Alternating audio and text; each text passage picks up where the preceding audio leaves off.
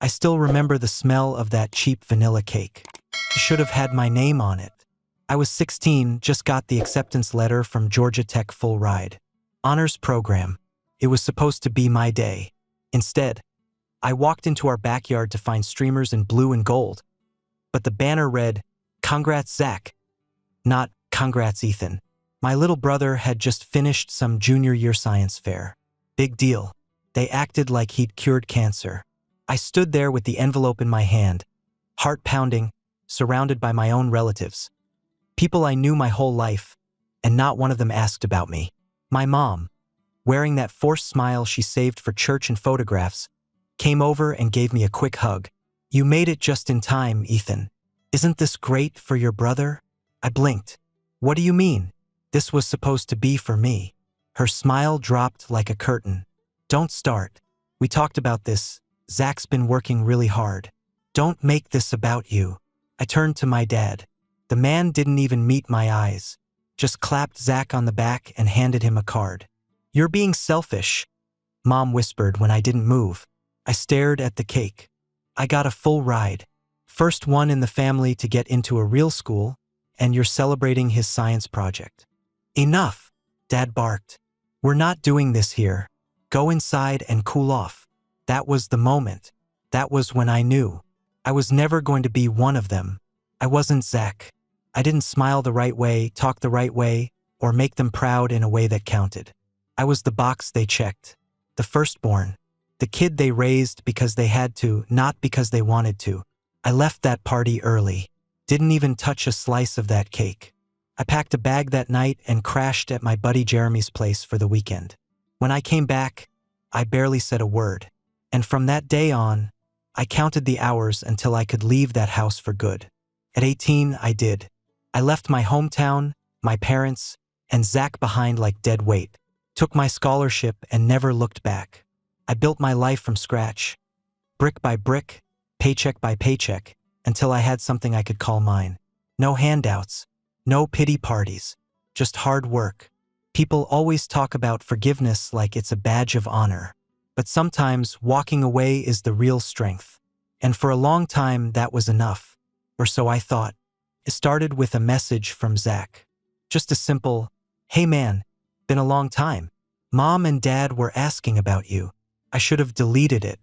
Should have blocked his number and gone on with my life like I had for the last 15 years. But that damn part of me, that old rusted bolt of guilt that never fully came loose, clicked into place.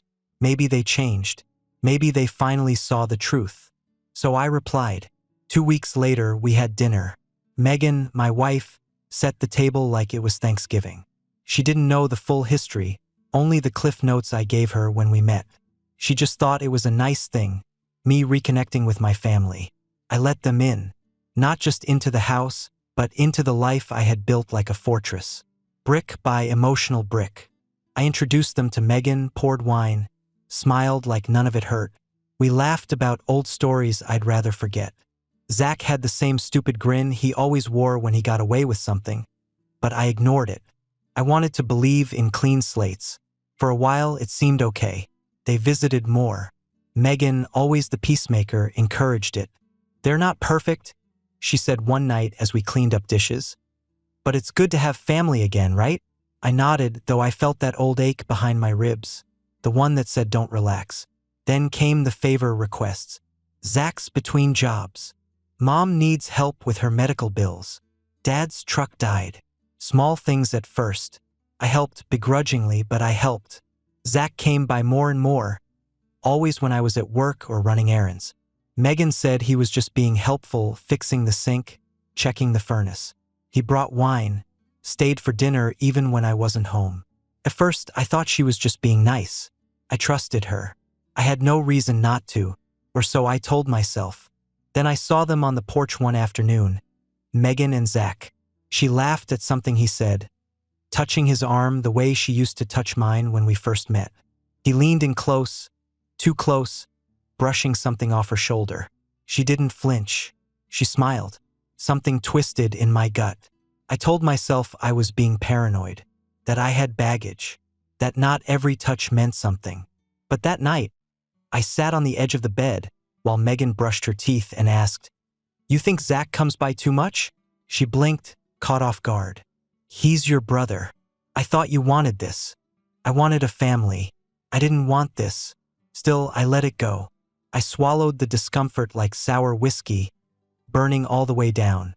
But it only got worse. Zach started calling Megan directly. I'd see his name on her phone and she'd say, "It's about your mom." Or, "He was just asking about you." I told myself not to be that guy. The jealous husband. The insecure man. But deep down, I already knew. I just didn't want to admit it yet. Not to myself. Not to her. Not when I'd let the devil back in and handed him a key to my life. Megan told me she was pregnant on a Sunday morning, just after coffee. She was wearing that oversized sweatshirt I loved, the one that made her look like home, and she smiled when she held up the test like a trophy. I pulled her into my arms and buried my face in her hair. "We did it," I said. "We're gonna be parents." She nodded, but her smile didn't quite reach her eyes. I chalked it up to nerves. We were in our late 30s, and this was the kind of news that shifted everything. Still, I was over the moon. I started repainting the guest room that same week, picked up extra shifts, made spreadsheets for costs, cribs, formula, daycare. I was all in. But Zach didn't miss a beat either. He showed up with flowers for Megan, a baby book. He joked about names, rubbed her stomach like he was the proud uncle, even though she wasn't showing yet. He stayed late one night helping her reorganize the kitchen while I finished up paperwork in the den. I heard them laughing. That laugh again. That arm touch. That damn familiar silence whenever I walked into the room. Megan stopped initiating affection. Her phone lived in her back pocket now, never on the counter like before. She set it face down every time, locked it with a new passcode. One night, she fell asleep on the couch, and I saw a message pop up from Z. I stared at the screen. A preview. Z. He doesn't know, right? My chest tightened like a vice. I picked up her phone, heart thudding like war drums. The passcode was her mother's birthday. I knew it because I helped plan the party last year. The message thread opened like a trapdoor to hell. I scrolled. The texts were months old. Flirty at first, then explicit, the emotional, then planning. Planning a future together. Planning how to tell me after the baby is born. How they'd ease me into it. How Megan would file for divorce and let me believe the baby was mine long enough to start paying child support. She said I'd handle it like a man. Zach agreed. He's too proud to fight it. I sat there frozen. Not because I was surprised, but because I wasn't. I set the phone down, walked outside barefoot into the cold night air, and stood in the yard. The swing creaked in the breeze. Our porch light buzzed above me. Everything I'd built, every damn piece of peace I had carved out of the wreckage of my past, was cracking beneath me like thin ice. She didn't just cheat. She plotted. And not alone. Zach, the golden child, the family favorite, the same kid who took my party all those years ago, had taken something far worse this time. He took my wife. He took my unborn child. He took my trust and fed it through a wood chipper with a smile on his face. That night, I didn't cry. I didn't rage. I just stared at the house, at the glow of what used to be mine, and knew exactly what had to happen next. They thought I wouldn't fight. They thought wrong. I confronted her the next morning. She stood in the kitchen sipping tea like it was any other Monday. I dropped her phone on the counter, opened to the last message. "Tell me it's fake." She didn't even flinch, just exhaled and said, "I was going to tell you." My jaw clenched so tight I thought I'd break a molar. "When? After I signed the birth certificate? After you cleaned out my bank account?" She looked at the floor. "I didn't mean for it to happen like this." I laughed. "A dry, bitter thing. You didn't mean it? You planned this with my brother." Her voice snapped up like a switchblade. "Zach understands me. You're always in control. Always cold.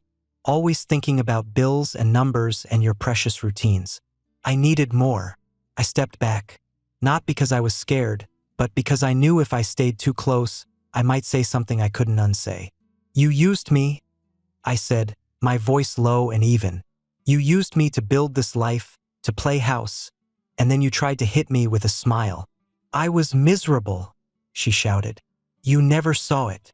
No, I said, grabbing my keys. I just didn't think I had to watch my six in my own home. I moved out that day, left the house I'd bought, paid for, fixed up with my own hands. I went to a hotel for the first week, then found a rental nearby.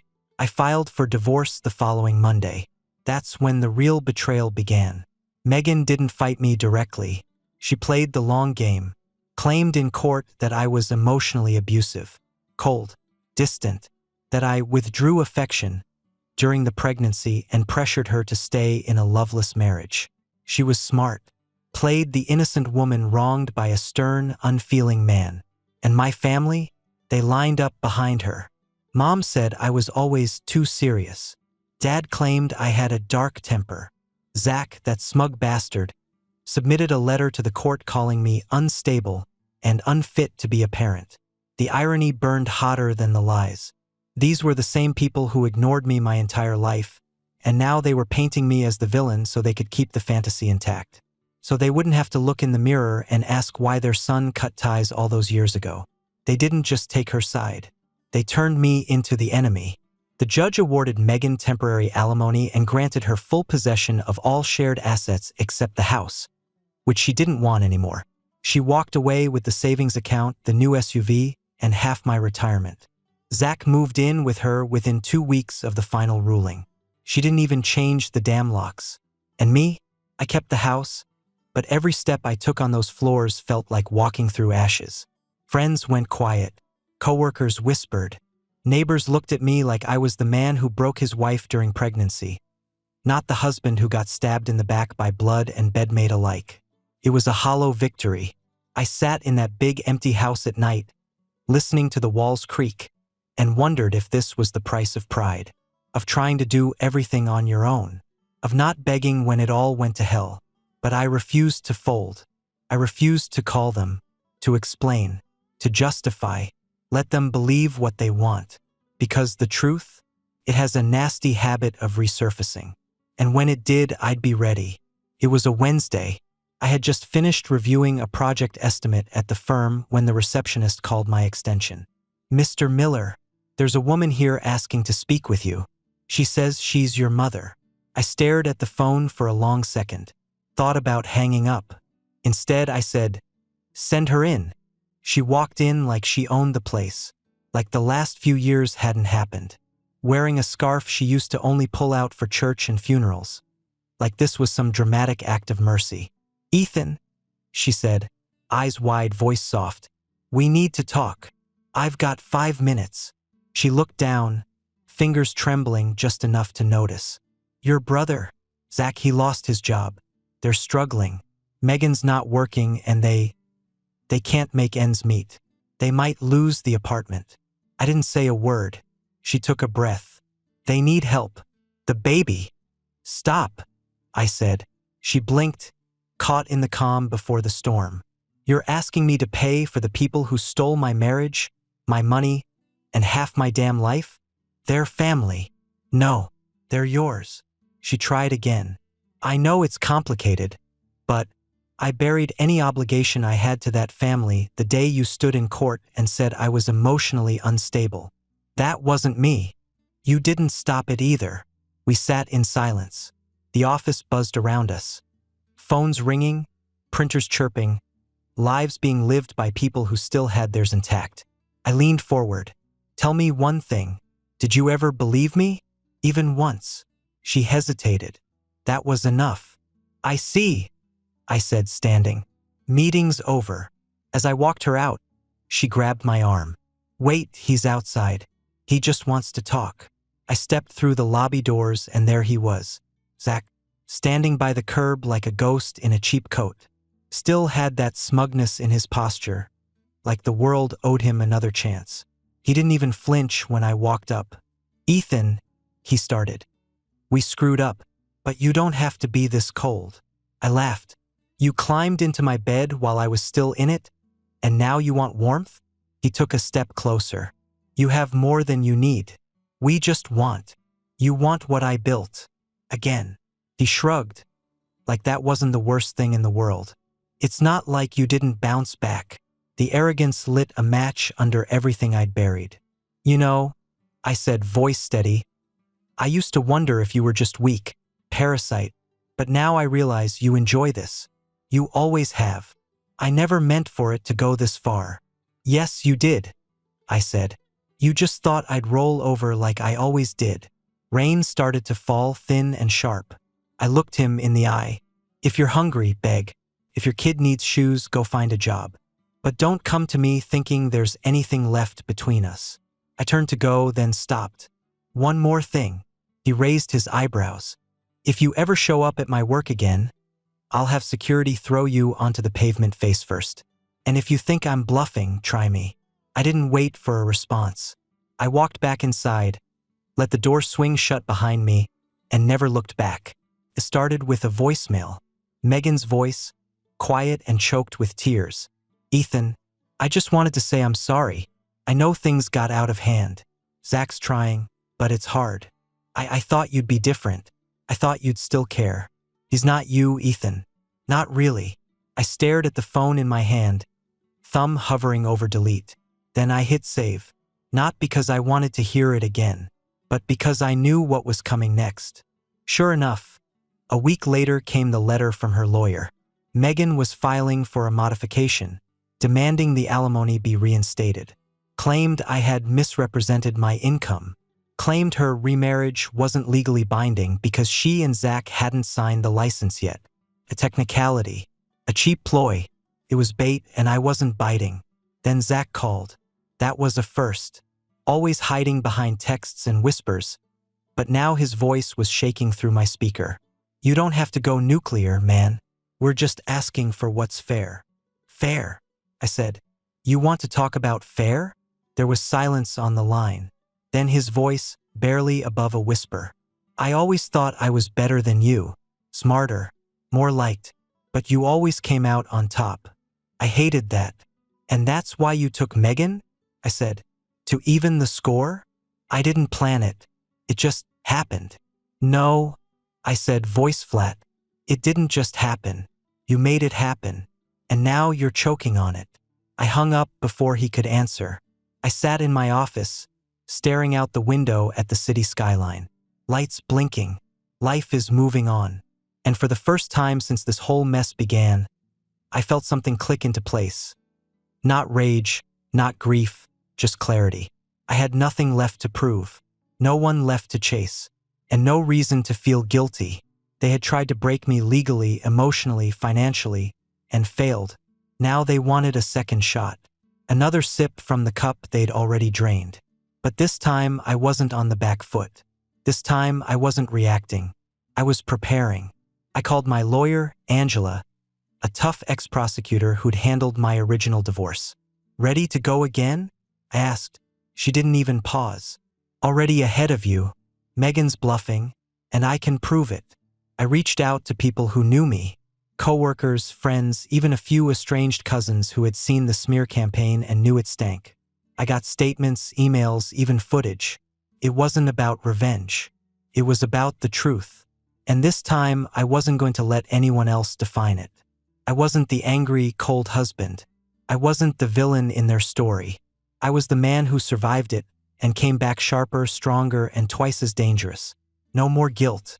No more apologies. Just the truth on paper, in court, and in the eyes of anyone who dared to challenge it. The courtroom smelled like cheap carpet and coffee that had been sitting too long. I sat at the plaintiff's table, hands folded, calm. Across from me sat Megan, dressed in neutral tones like someone attending a funeral. Zach wasn't present, probably hiding behind the walls he used to tear mine down. Angela leaned in. She thinks today's a formality.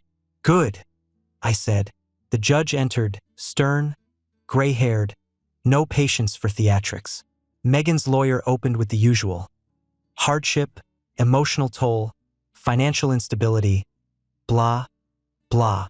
Megan even dabbed her eyes for effect. Angela didn't bother with sympathy. She went for the throat. Your Honor, she said, standing with that clipped calm only prosecutors ever perfect. My client has endured repeated defamation, financial loss, and emotional manipulation. The request to reinstate alimony is not only unfounded, it's dishonest. She handed over a folder of evidence: video statements from former neighbors, texts from Megan contradicting her financial claims, and the kicker, footage from a baby shower 6 months back where Megan openly referred to Zach as her husband. Clear as day. And this, Angela said, holding up a copy of the wedding license they hadn't filed, is the legal equivalent of trying to rob a bank with a paper towel tube. The judge flipped through the documents slowly. You could feel the shift in the room. Megan's attorney tried to object, but the judge held up a hand. Enough, he said. The court finds that the petitioner's claims are inconsistent and, in some instances, deliberately misleading. Alimony is permanently revoked. Furthermore, this court considers any future requests under similar pretenses to be bad faith filings subject to sanction. Megan looked like someone had poured ice water down her spine. Her mouth opened, but nothing came out. I stood without a word. No fist pump, no outburst, no revenge speech. I just looked her in the eye one last time and nodded. That was all she'd get from me. Outside the courthouse, the sky was clean, blue, sharp. I let out a breath I hadn't realized I was holding for years. Angela patted my back. That's how you win, Ethan. Clean. Final. No dirt on your hands. I nodded again, not because I needed her approval, but because this time I knew exactly who I was, and no judge, no woman, no brother would ever write my story again. It happened 3 days after the ruling. I was home early, standing in the garage, wiping down my old pickup. The same '93 F-150 I'd rebuilt with my own hands. Radio was on low. Cold beer sitting on the workbench. Then I heard tires on gravel. Footsteps. Voices. I stepped out into the front yard, and there they were. Megan, Zach, and my parents. All 4 of them, standing in my driveway like a family reunion gone rotten. Zach was the first to speak. "You think you're some kind of hero?" he said, stepping forward. "You think you look strong, walking out of court like that?" "I don't need to look strong," I said, voice low. "I just am." Megan tried to chime in, arms crossed like she was still holding court. "You've turned everyone against us, Ethan. You've poisoned the family." "The family?" I laughed. "You mean the same family that stood by while you both stabbed me in the back?" Mom stepped forward, voice trembling. "You're tearing us apart, Ethan." "No," I said coldly. "You tore it apart the second you chose her lies over my truth."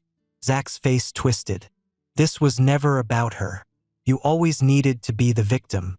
Always needed someone to blame." He closed the gap, jabbing a finger into my chest. "Go home, Zach. You owe us." "I owe you nothing."